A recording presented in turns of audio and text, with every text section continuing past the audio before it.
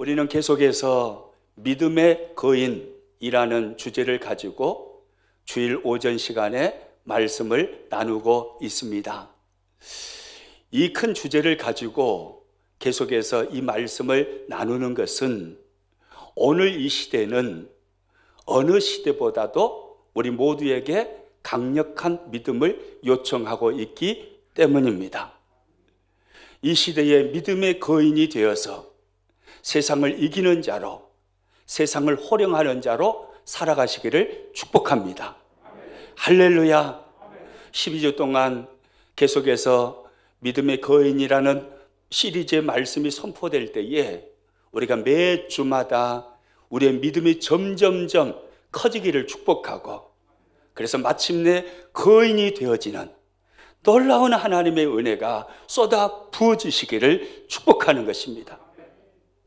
오늘은 지난주에 이어서 정체성에 관한 말씀을 같이 나누기를 원합니다. 나는 누구인가? 라는 문제이죠. 나는 누구인가를 성경을 통해서 정확하게 이해할 때 우리는 세상의 풍랑에 휩쓸리지 아니하고 흔들리지 아니하고 믿음의 반석 위에 굳건하게 서 있는 사람들이 될 수 있을 것입니다. 나는 누구인가라는 이 정체성을 그러므로 성경을 통해서 명확하게 깨달으시고 우리의 심령 속에 깊이 새겨 넣는 시간이 될 수 있기를 축복합니다. 정체성에 관하여서 말씀을 나눌 때 빼놓을 수 없는 구절들이 있죠. 먼저는 이사야 43장 4절 말씀입니다. 같이 읽습니다. 내가 내 눈에 보배롭고 정기하며 내가 너를 사랑하였은즉. 할렐루야. 이렇게 말씀하신 분이 누구시죠? 하나님 아버지십니다. 온 우주 만물을 통치하시고 지금도 다스리시는 하나님께서 우리들에게 말씀하십니다. 내가 내 눈에 보배롭고 존귀하다. 이것이 우리의 정체성임을 믿으시기 바랍니다. 따라서입니다. 나는 하나님 눈에 보배롭고 존귀합니다. 아멘이십니까? 세상이 우리를 어떻게 바라보든, 때로는 조롱하고 때로는 비웃는다 할지라도, 별로 가치 없는 존재로 세상이 우리를 말한다 할지라도, 그러나 하나님 눈에 비춰지는 저와 여러분은 보배롭고 존귀한 사람들인 것입니다. 이것이 성경이 말하는 저와 여러분의 정체성입니다. 또 정체성에 관하여서 말씀을 나눌 때 빼놓을 수 없는 구절이 이사야 43장 1절일 것입니다. 같이 읽습니다. 야곱아 너를 창조하신 여호와께서 지금 말씀하시느니라. 이스라엘아 너를 지으신 이가 말씀하시느니라. 너는 두려워하지 말라. 내가 너를 구속하였고 내가 너를 지명하여 불렀나니 너는 내 것이라. 할렐루야. 따라서 합니다. 내가 너를 구속하였고 내가 너를 지명하여 불렀나니 너는 내 것이라. 이렇게 말씀하시는 분이 누구시죠? 하나님이십니다. 하나님께서 오늘 우리들에게 말씀합니다. 너는 내 거야. 무슨 말이에요? 너는 나의 소유야 라는 말입니다. 여러분, 세상에 있는 모든 존재는요, 누구의 소유이냐에 따라서 가치가 전혀 달라집니다. 제가 예배 시간에 제가 늘상 보는 성경책을 가지고 올라왔습니다. 제가 가지고 있는 이 성경책과 150, 60년 전에 하나님 앞에 참으로 귀하게 쓰임받았던 아브라함 링컨이 가지고 있었던 그 성경책과 가치가 같겠습니까? 다르겠습니까? 전혀 다르죠. 하나님의 말씀이라는 의미의 성경 자체로는 가치가 같습니다. 그러나 성경책, 누구의 소유, 성경책이라는 의미에 있어서는 어떻게 아브라함 링컨이 가지고 있었던 성경책하고 제가 지금 가지고 있는 성경책과 가치가 같을 수가 있겠습니까? 지금도 워싱턴에 있는 박물관에 가면 아브라함 링컨이 사용했던 성경책이 있다고 그러죠. 누구의 소유이냐에 따라서 그 가치는 전혀 달라지는 것입니다. 그런데 우리는 누구의 소유라고 성경이 말씀합니까? 하나님의 소유래요. 온 우주 만물을 창조하시고 주인 되시는 그 하나님의 소유가 바로 저와 여러분입니다. 우리는 그렇게 가치 있고 소중한 존재라는 것입니다. 따라서 합니다. 나는 하나님의 소유입니다. 아멘이십니까? 옆 사람 보고 이렇게 한번 이야기하죠. 오미오미 알고 본 게 당신이 그렇게 소중한 사람이오니. 시작. 아멘이시죠? 우리가 그렇게 소중한 사람들이에요. 한 사람 한 사람 우리는요 하나님의 소유가 된 하나님의 백성인 것입니다. 그리고 오늘 본문을 통해서 사도 바울이 우리들에게 증언하는 또 다른 정체성들을 발견할 수가 있습니다.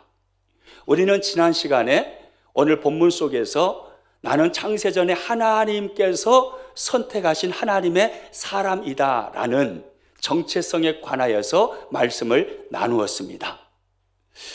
사도 바울은요 에베소서 말씀을 시작하면서 인사를 마치고 찬송하리로다 라는 단어로 시작을 합니다. 그런데 현실적으로 생각하면 상당히 아이러니한 단어입니다. 왜냐하면 바울은 복음을 전하다가 하나님을 위하여 충성된 삶을 살다가 붙잡혀서 감옥에 갇혀 있거든요. 그런데 바울은 하나님을 향하여 어떤 소원한 마음도 가지지 않았고 상처를 받지 않았고 여전히 내가 하나님을 찬송합니다 라는 그 고백으로 에베소서를 시작하더라 이 말이에요. 오늘 보면 3절 말씀 같이 읽습니다. 찬송하리로다 하나님 곧 우리 주 예수 그리스도의 아버지께서 그리스도 안에서 하늘에 속한 모든 신령한 복을 우리에게 주시되 할렐루야 찬송하리로다. 에베소서는 옥중 서신입니다.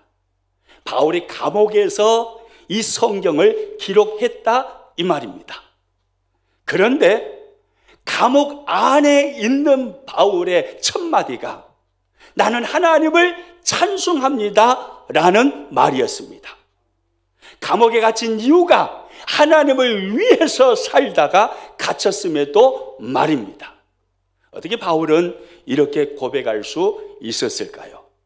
그것은 바울이 가지고 있었던 자기의 정체성 때문입니다.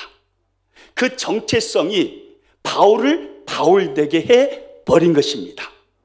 4절에 보면 바울은 이 정체성을 말하고 있죠. 같이 읽습니다. 곧 창세전에 그리스도 안에서 우리를 택하사 우리로 사랑 안에서 그 앞에 거룩하고 흠이 없게 하시려고 창세전에 그리스도 안에서 우리를 뭐 하셨다라고요? 택하셨다라고요.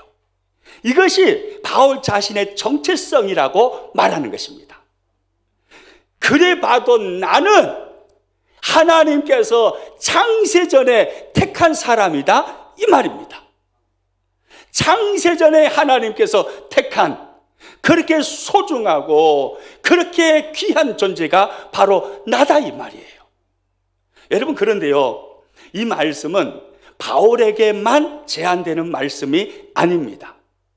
오늘 예배하는 우리 모두를 향하여 성경이 우리들에게 정체성으로 말씀하시는 말씀인 줄로 믿으시기 바랍니다. 그래서 창세전에 그리스도 안에서 우리를 택하사 성경이 그러잖아요. 우리 모두가 창세전에 그리스도 안에서 하나님의 선택을 받은 사람이다 이 말이죠. 여러분 우리는 그런 사람입니다. 창세전에 하나님께서 선택하신 사람들, 그 사람들이 오늘 저와 여러분임을 믿으시기를 축복합니다. 여러분 우리 흔히 일상생활에서 내가 무엇인가를 진짜 가지고 싶고 소중하게 생각하는 것은 무엇을 골라야 된다 하면 먼저 찜해놨다라는 말을 쓰죠. 내가 찜해놨으니까 절대 저것은 건들면 안 돼. 저거 내 거요. 내가 찜해놨어. 가지고 싶은 것, 나에게 소중하게 느껴지는 것, 내가 찜해놨어. 이렇게 표현을 합니다. 여러분, 에베소서 1장 4절 말씀이 무슨 말씀인지 아십니까? 세상이 만들어지기도 전에 하나님께서 우리를 찜해 놓으셨다, 이 말이에요. 얼마나 우리가 하나님 안에 소중하고 귀한 존재였으면 세상을 만드시기도 전에 수많은 이 땅을 살아갈 수많은 사람들 중에 우리를 찜해 놓으셨겠습니까? 우리는 그렇게도 소중하고 하나님 앞에 귀한 사람들인 것입니다. 아멘입니까? 우리가 그런 사람들이에요. 우리 여기까지 우리가 지난 시간에 살펴본 말씀이 있죠. 이제 오늘 본문 속에서 사도 바울이 말하는 또 하나의 정체성을 같이 나누기를 원합니다. 그 정체성은요, 바로 나는 하나님의 아들이다 라는 정체성입니다. 사도 바울은 나는 하나님의 아들입니다 라고 분명히 말합니다. 나는 하나님의 아들이기 때문에 감옥 안에 갇혀있는 이것 때문에 슬퍼하지 않습니다. 내가 하나님의 아들인데 이것 정도로 무너질 줄 압니까? 이 정도로 해가지고 내 어깨가 처질 줄 압니까? 나는 하나님의 아들입니다. 이 분명한 정체성을 바울은 가지고 있었습니다. 오늘 본문 5절 말씀 같이 읽습니다. 그 기쁘신 뜻대로 우리를 애정하사 예수 그리스도로 말미암아 자기의 아들들이 되게 하셨으니 할렐루야. 하나님께서 예수 그리스도로 말미암아 어떤 존재가 되게 하셨다라고 오늘 성경이 말하나요? 하나님의 아들들이 되게 하셨으니. 사도 바울은요, 분명한 이 정체성을 가지고 있었습니다. 나는 하나님의 아들이다, 이 말입니다. 세상아, 나를 밟아봐라. 나를 짓눌러봐라. 내가 어깨가 조금이라도 처지는 거 한번 보거라. 나는 하나님의 아들이야. 내가 하나님의 아들이다. 그 정도로 내가 무너질 줄 아느냐? 그 정도로 가지고 내 어깨가 처질 줄 아느냐? 나는 하나님의 아들이야. 분명한 이 정체성을 바울은 가지고 있었던 것입니다. 여기서 아들들이라는 이 단어는요, 히오데시안이라는 헬라어 언어를 쓰고 있습니다. 이 히오데시안이라는 이 말은요, 양자 삼음이라는 의미입니다. 그러니까 하나님께서 예수 그리스도를 통하여서 자신을, 우리 모든 믿음의 사람들을 하나님이 양자 삼아 주셨다라는 의미이죠. 이 양자 삼음이라는 히오데시안이라는 이 단어를 쓸 때 태어나면서부터 로마 시민권을 가지고 태어났던 바울은 로마법 안에서 양자됨의 의미가 무엇인지를 명확하게 알고 있었을 것입니다. 로마법에서요, 로마 시민권을 가지고 있는 사람은 양자를 드릴 수 있는 권한이 있었습니다. 당시에요. 양자를 드려서 누군가를 양자로 삼으면 그 양자에게는 양 아버지의 모든 권한이 다 물려가는 것입니다. 아버지의 권한이 물려가는 사람, 그 사람이 바로 양자였던 거예요. 그러니까 내가 누군가의 양자가 됐어요. 그러면 내 양 아버지의 신분을 내가 가지게 됩니다. 재산을 다 물려받게 됩니다. 사회적 지위를 양 아버지의 지위만큼 누리게 됩니다. 이렇게 완전히 신분이, 모든 것이 바뀌어져 버리는 것이 바로 양자됨이라는 의미입니다. 이 배경을요, 아마 배너라는 영화를 여러분 많이 보셨을 거예요. 옛날에 나왔던 배너라는 영화를 보면 이것이 무엇을 의미하는지를 우리는 금방 이해할 수 있습니다. 그 배너라는 영화를 보면 배너가 친구 메살라에 의해서 배신을 당하잖아요. 그래가지고 노예로 팔려갑니다. 영화를 보면 그 배 밑에 내려가서 베너가 막 노를 젓는 장면이 나오지 않습니까? 매를 맞으면서 노를 계속 젓는 노예의 삶을 베너가 살아갑니다. 그렇게 전쟁터에서 베너가 노예를 배 밑에 내려가서 노를 젓는데, 그런데 계속해서 전쟁을 합니다.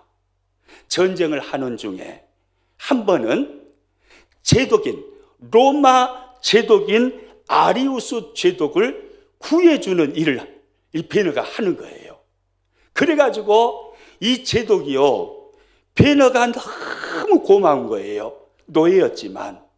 그래서 베너를 양자를 삼아버리죠. 그러니까 하루아침에 베너의 신분이 완전히 뒤집어져 버립니다. 어제까지만 해도 노예였는데 아리우스 제독의 양자가 되는 순간부터 귀족이 되어버리는 거예요. 그래가지고 양아버지 아리우스 제독의 재산을 다 물려받게 되고, 그 베너가 메살라에게 복수를 하는 그런 영화가 바로 베너라는 영화잖아요. 양자됨이라는 것은 이렇게 놀라운 것입니다. 하루아침에 완전히 바뀌어져 버리는 것, 양아버지의 모든 고난을 다 물려받는 것, 이것이 곧 양자됨이라는 겁니다. 그런데 바울은요, 오늘 성경에서 우리 믿음의 사람들이 누구의 양자가 되었다라고 말합니까? 하나님 아버지의 양자가 됐다는 거예요. 하나님의 양자가 되었다는 것입니다.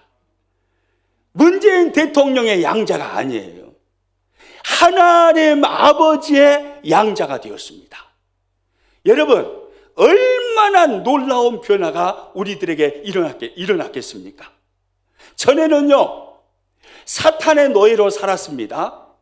죄의 노예로 살았습니다. 그런데 예수 그리스도로 말미암아 하나님께 양자가 되어짐으로 하나님의 자녀의 신분을 가지고 지금은 살게 되는 것입니다.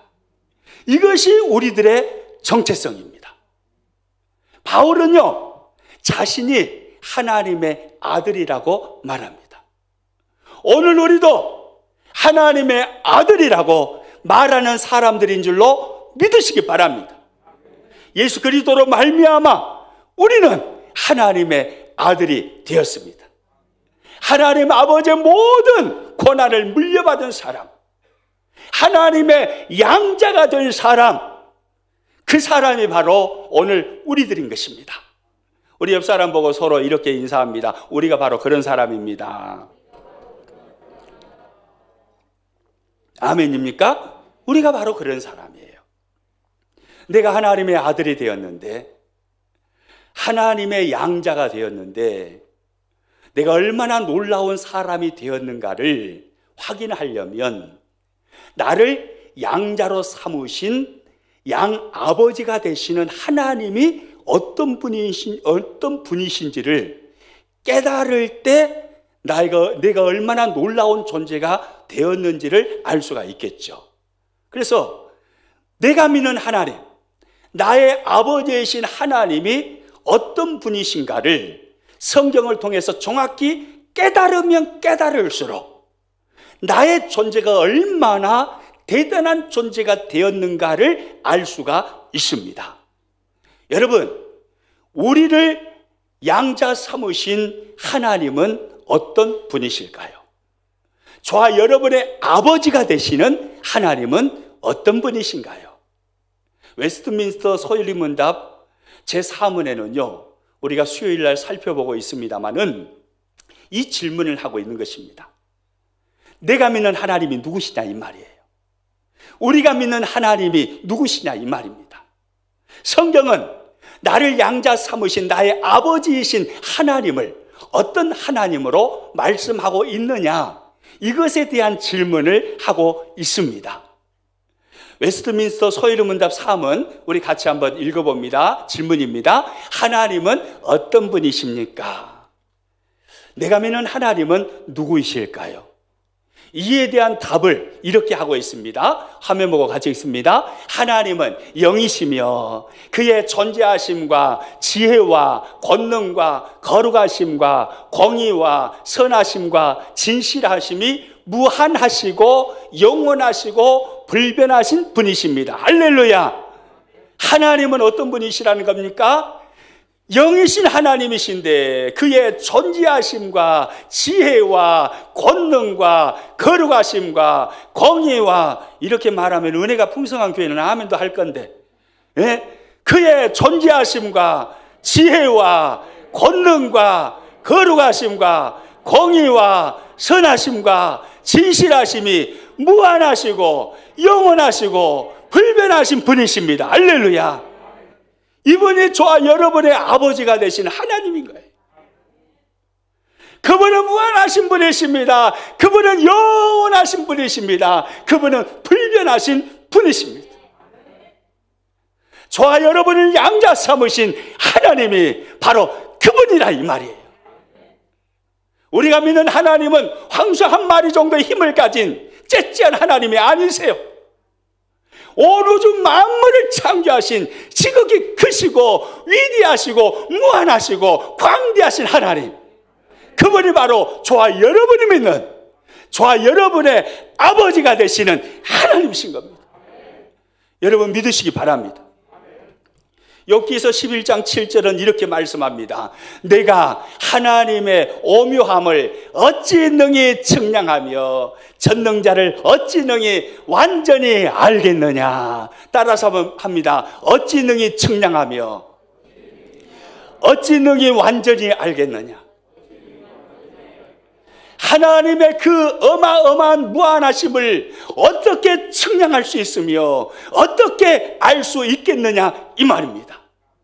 측량할 수 없는 무한하신 하나님이 바로 내 아버지이신 하나님이라고 성경이 말씀하시는 거죠. 또 시편 90편 2절 말씀 같이 읽습니다. 산이 생기기 전 땅과 세계도 주께서 조성하시기 전 곧 영원부터 영원까지 주는 하나님이십니다. 할렐루야. 따라서 합니다. 영원부터 영원까지 주는 하나님이십니다. 무한하신 권능을 가지신 하나님은요, 영원부터 영원까지 하나님이시라는 거예요.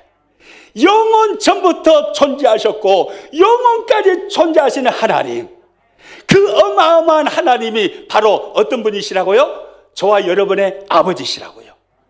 아멘입니까? 이 하나님을 내 아버지로 섬기고 있고 이 하나님이 내 아버지신데, 여러분 환경이 조금 힘들다고 어깨가 축 처질 수 있을까요? 아니에요. 몸이 아프다고 어깨가 축 처져가지고 살 수 있을까요? 아니에요. 내 아버지가 얼마나 크고 놀랍고 위대하신 분이신데, 그 하나님 아버지의 고난을 내가 가지고 있는 사람인데, 그것 가지고 어깨가 처질 정도의 사람은 우리가 아니라 이 말이에요. 아멘입니까? 또 야고보서 1장 17절은 이렇게 말씀합니다. 같이 있습니다. 온갖 좋은 은사와 온전한 선물이 다 위로부터 빛들의 아버지께로부터 내려오나니 그는 변함도 없으시고 회전하는 그림자도 없으시니라. 하나님은 변하지 않으시는 하나님이시다 이 말입니다. 따라서 합니다. 없으시고 없으시니이다. 없다라는 말을 두 번 반복함으로 하나님은 결코 변하지 않으시는 분이라는 것을 강조하고 있습니다. 여러분, 하나님은 절대로 변하는 분이 아니십니다. 그분은 무한하시고 영원한 모습을 가지고 계시는데 절대 변하지 아니하시는 그 모습으로 변함없이 우리를 사랑하신다 이 말입니다. 어떤 상황 속에서도 어떤 환경 속에서도 변함없는 모습으로 우리에게 은혜를 베푸시는 하나님이시다 이 말입니다. 그분이 우리들에게 변함없는 능력을 언제나 부어주시는 하나님이시다 이 말입니다. 이분이 저와 여러분의 아버지신 거예요. 여러분 믿으시기 바랍니다. 이분이 저와 여러분의 아버지예요. 이분이 우리를 양자 삼으셨습니다. 그래서 그분의 고난을 우리들에게 물려주셨습니다. 이 놀라운 존재로 살아가는 사람들이 예수 그리스도를 믿는 크리스찬입니다. 할렐루야. 내가 얼마나 놀라운 사람인가를 앞에서 말씀드린 것처럼 나를 양자 삼으신 나의 아버지이신 하나님을 알면 알수록 깨달아지는 것입니다. 와, 하나님이 이렇게 놀라우신 분이구나. 하나님께서 이렇게 크신 분이구나. 내 아버지가 이런 분이네. 오메오메. 나도 그러면 그 정도로 놀라운 사람이겠구나. 이게 깨달아지는 거예요. 우리가 수요일 날 말씀을 나눴지만, 그래서 하나님의 권능이 얼마나 크고 위대한가를 성경을 통해서 다시 한번 확인했으면 좋겠습니다. 하나님의 권능이 얼마나 크고 위대한가. 여러분, 하나님의 권능은요, 말로 다 알 수 없습니다. 그분은 전능하신 하나님이십니다. 그래서 예레미야 32장 17절은 이렇게 말씀하죠. 같이 읽습니다. 슬프도소이다. 주 여호와여, 주께서 큰 능력과 표심팔로 천지를 지으셨사오니 주에게는 할 수 없는 일이 없으시니다. 할 수 없는 일이 없으신, 모든 것이 가능하신 전능하신 하나님, 그분이 바로 내 아버지이신 하나님이신 거예요. 그 하나님께서 천지를 지으셨사오니 온 우주 만물을 그분이 지으셨다, 이 말입니다. 진화론이 아닙니다. 어리석은 사람들이에요. 빅뱅 뻥 터져가지고, 그리고 생명체가 생겨나고 지구가 만들어지고 거기에 사람이 생겨나고 그럴 수 있어요?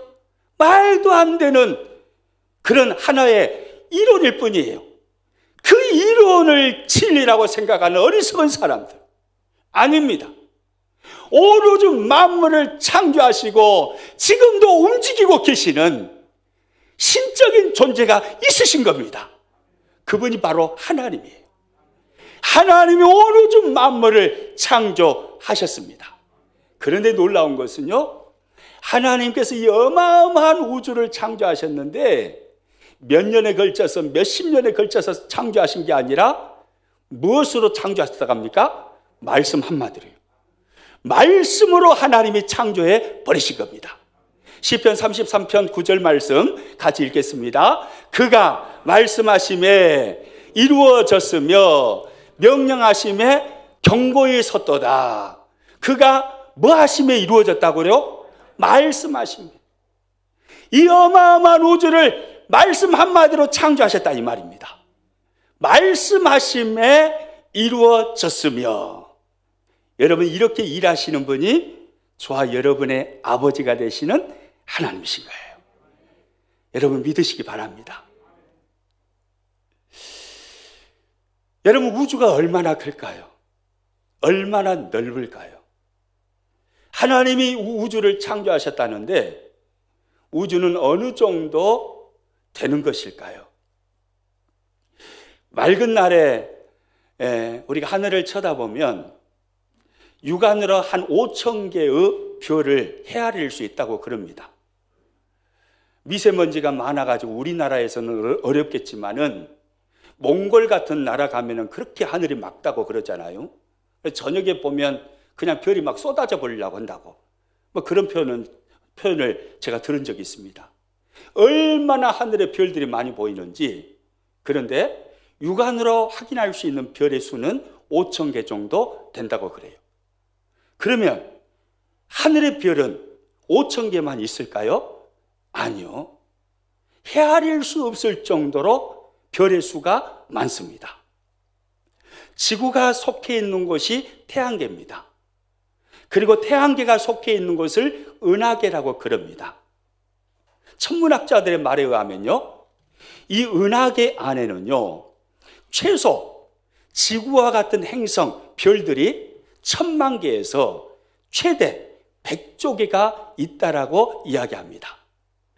최소 1000만 개에서 최대 100조 개. 이 정도의 별이 이 우주 안에, 아니 우주가 아니라 태양계 안에 있다. 태양계 안에. 태양계가 있는 은하계 안에, 은하계 안에 있다는 거예요. 그런데 더 놀라운 것은요, 이 우주 안에는 은하계와 같은 은하계와 같은 그 엄청난 별을 가진 은하가 1700억 개나 있다는 거예요. 반응 잘해 주셨어요? 이 은하계와 같은 은하가 1700억 개나 있다는 거예요. 이 어마어마한 별들이 우주 안에 있는 거예요. 그럼 최소로 생각을 해보면요, 최소 은하계 안에는 최소 1000만 개, 그리고 은하계와 같은 은하가 1700억 개 이상 있다라고 이야기하니까, 그러면 이 우주 안에는 최소 별들이 몇 개나 있을까요? 1700억에다가 동글뱅이 7개를 더 쳐보세요. 쳐보면 170경이 나옵니다. 170경. 여러분들에게는 껌값이어가지고 별로 안 오시는 것 같은데, 170경이면요, 헤아릴 수가 없다니까요. 우리가 생각할 때는 무한대나 같은 거라니까요. 170경이에요, 170경. 이 엄청난 별들이 이 우주 안에 있는 것입니다. 여러분, 우리가 살고 있는 이 시대에 세계에서 돈을 제일 많이 가지고 있는 부자가 누구일까요? 아시죠? 아마존을 창립한 바로 그 창업자 제프 베조스라는 사람이에요. 이 사람이 돈을 얼마나 가지고 있냐면 1900억 달러를 가지고 있대요. 1900억이 아니라 1900억 달러예요. 와, 어마어마해 보이죠?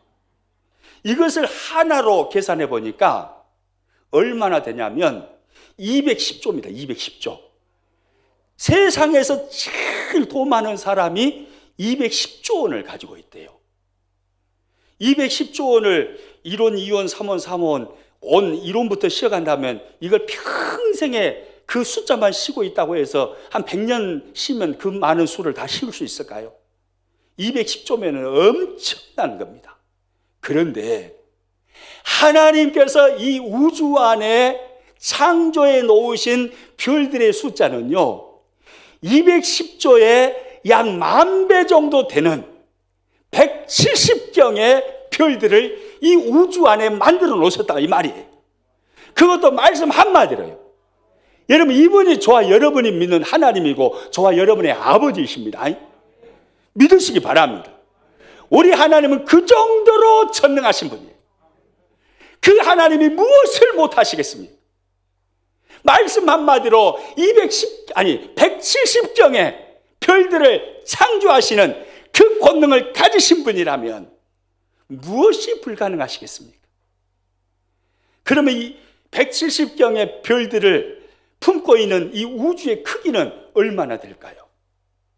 천문학자들의 말에 의하면요, 우주 끝에서 우주 끝까지 가는데 150억 광년이 걸린다고 그럽니다. 우주선 타고 150억 년을 간다라는 말이 아니고 빛의 속도로 우주선을 타고 갈 때 150억 년이 걸린다, 이 말이에요. 이거 상상이 안 가시니까 놀라지 않으신 것 같은데요, 이거 어마어마한 이야기예요. 빛의 속도로 150억 년을 가는 것입니다. 여러분, 빛의 속도가 얼마나 빠르냐면요, 빛은 1초에 30만 킬로미터를 갑니다. 30만 킬로미터라고 하니까 별로 감이 안 오시죠? 지구의 크기가 얼마나 될 것 같습니까? 지구가 상당히 크잖아요. 우리가 살고 있는 이 지구. 끝에서 끝까지 직경으로 계산을 했을 때 지구는 21,742km라고 그래요. 그러니까 지구 끝에서 지구 끝까지 빛이 이제 이쪽에서 딱 비쳤어요. 그래가 이쪽 끝까지 딱 와요. 도달하는 시간이 얼마나 걸리냐면 0.04초 걸려요. 0.04초. 눈 깜짝할 사이에 빛이 딱 비치면 여기 끝에 와버린 거예요. 0.04초에 지구 끝에서 지구 끝까지 와버리는 빛의 속도가 그렇게 빠릅니다. 그러면 1초에 갈 수 있는 그 거리가 어느 정도 되냐면 이 지구를요 25개 포개놔야 돼요. 이 어마어마한 크기의 지구를 25개 포개 놓으면 그 거리를 1초의 빛이 처음부터 끝까지 쫙 통과할 수가 있습니다. 그러니까 빛의 속도가 얼마나 빠른지를 알 수가 있겠죠. 이 빠른 속도로 몇 년을 간다고요? 150억 년을 간다는 게요. 그러니까 이건요 상상이 안 되는 거예요. 우리 인간의 사고로 생각할 때 이건 무한대. 빛의 속도로 150억 년을 가야만 끝에서 끝까지 우주를 여행할 수 있는 그 어마어마한 크기를 누가 만드셨다고요? 하나님이 만드신 거예요. 저와 여러분이 믿는 하나님, 우리의 아버지 되시는 하나님이 만드셨어요. 내 아버지는 그렇게 놀라우신 하나님이십니다. 할렐루야! 우리가 그분의 아들인 거예요. 아멘입니까? 우리 옆사람 뒷사람 보면서 이렇게 이야기합니다. 내가 그런 사람이니까 나 무시하지 마이. 이렇게요. 시작.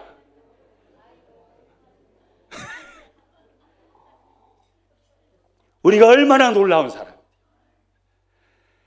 어마어마한 권능을 가지신 아버지를 양아버지로 섬기고 믿고 있는 사람, 그 사람이 바로 오늘 우리들인 거예요. 우리가 그렇게 놀라운 사람이에요. 여러분, 이 정체성을 가지고 있으면 환경이 힘들고 어렵다고, 몸이 아프다고, 물론 낙심이 올 때도 있겠지만 절망해서 어깨가 쭉 처져가지고 나 못 살겠네 그러면서 날마다 힘없이, 우리 전라도 말로 매가리 없이라고 했는데 매가리 없이 그렇게 다닐 수 있을까요? 아니요. 사도 바울은 나는 하나님의 아들이야. 하나님께서 나를 창세전에 선택해 주셨어. 내가 얼마나 소중한 사람인데, 내 아버지는 온 우주 만물을 창조하시고 지금도 다스리시는 만왕의 왕이셔. 그분이 내 아버지야. 그런데 이 정도로, 감옥에 있는 이 정도로 내가 무너질 줄 아느냐? 천만에 내 하나님, 그분으로 인해서 내가 감옥에 있을지라도 나는 찬송하리로다. 그렇게 말해버리는 거예요. 자기 정체성이에요. 내가 누구인가를 정확하게 알고 깨달으면요, 놀라운 하나님의 사람으로 이 땅을, 환경을 초월해서 살아갈 수 있게 되는 것입니다. 아멘입니까? 종교개혁을 일으켰던 루터는요, 하나님을 하나님 되게 하라는 슬로건을 가지고 종교개혁을 일으켰습니다. 하나님을 하나님 되게 하라. 이게 무슨 의미냐면요, 구교회였던 카톨릭이 변질돼 가지고 하나님의 능력을 믿지 않습니다. 하나님을 황수 한 마리의 힘 정도 가진 짜잔한 하나님으로 사람들이 생각을 하면서 신앙생활을 합니다. 그 모습을 보고 루터의 마음이 터져버리는 거예요. 가슴이 터지려고 하는 거예요. 그래서 그들에게 외치는 것입니다. 우리가 믿는 하나님은 황수 한 마리의 힘을 가진 하나님이 아니십니다. 온 우주 만물을 창조하신 하나님, 지금도 다스리시며 통치하신 하나님, 그 만왕의 왕이신 하나님이 바로 우리가 믿는 하나님이십니다. 하나님을 하나님 되게 하십시오. 하나님을 황수 한 마리의 하나님으로 가둬놓지 마시고 성경에 하나님으로 인식하시고 하나님을 하나님 되게 하십시오. 이것이 루터가 내걸었던 슬로건이었습니다. 그 슬로건으로 교회를 뒤집어 놓은 거예요. 여러분, 하나님을 하나님 되게 하시기를 축복합니다. 하나님이 작은 하나님이라고 착각하지 마세요. 여러분의 환경도 어떻게 할 수 없는 무능한 하나님이라고 착각하지 마세요. 하나님은 그런 하나님이 아니에요. 하나님이 원하시기만 하면 한순간에 놀라운 역전을 만드실 수 있는 하나님이세요. 지극히 크고 위대하신 하나님, 전능하신 하나님, 변함없이 우리를 사랑하시고 은혜를 베푸시며 우리들에게 능력을 베푸시는 하나님, 그분이 우리의 아버지시라는 거예요. 아멘입니까? 그분이 우리의 아버지예요. 여러분, 이 정체성을 가지고 세상을 호령하는 하나님의 사람들이 되시기를 축복합니다. 지난주와 오늘 참 중요한 주제를 가지고 말씀을 나눴습니다. 정체성이라는 주제입니다.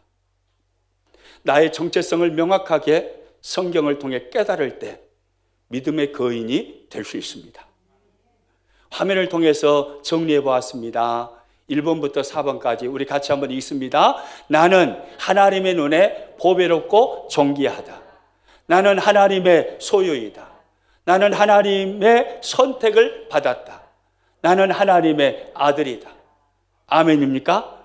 여러분, 이 정체성을 가지고 힘겨운 코로나 시대를 멋지게 이겨내시기를 축복하고, 세상 앞에 쩔쩔매는 삶 살지 마시고 당당하게 돈 없고 가난하다고 어깨 쳐져 있지 마시고, 몸 아프다고 어깨 쳐져 있지 마시고, 세상이 나를 비웃는다고 해서 기죽어 살지 마시고, 내가 하나님의 아들이라는 이 정체성, 내가 하나님의 소유라는 이 정체성, 나는 창세전에 하나님의 선택을 받았다라는 이 정체성,